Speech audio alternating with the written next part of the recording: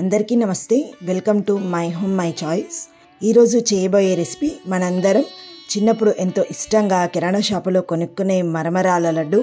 ఎంతో రుచికరమైన మరమరాల లడ్డూను కేవలం 2 ఐటమ్స్తో చేసుకోవచ్చు.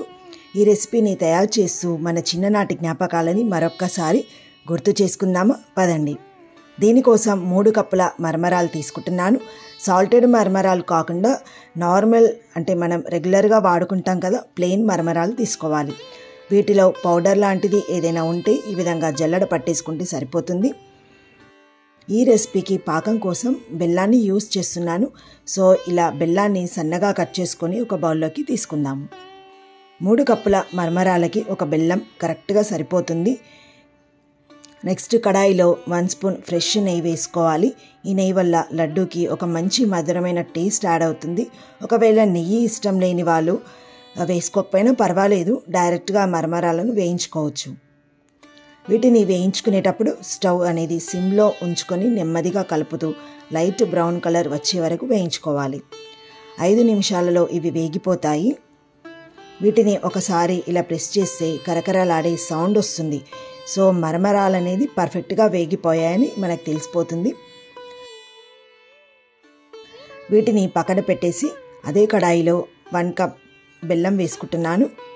బెల్లం కరిగిపోయి పాకం వచ్చే వరకు కలుపుతూ ఉండాలి.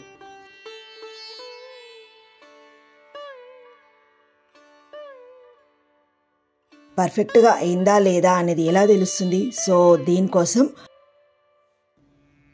ఒక బౌల్లో వాటర్ తీసుకొని ఇలా పాకం వేసి చూస్తే తీగలాగా సాగకుండా ఇలా గట్టిగా విరిగిపోయే విధంగా అయితే పాకం రెడీ అయినట్టు.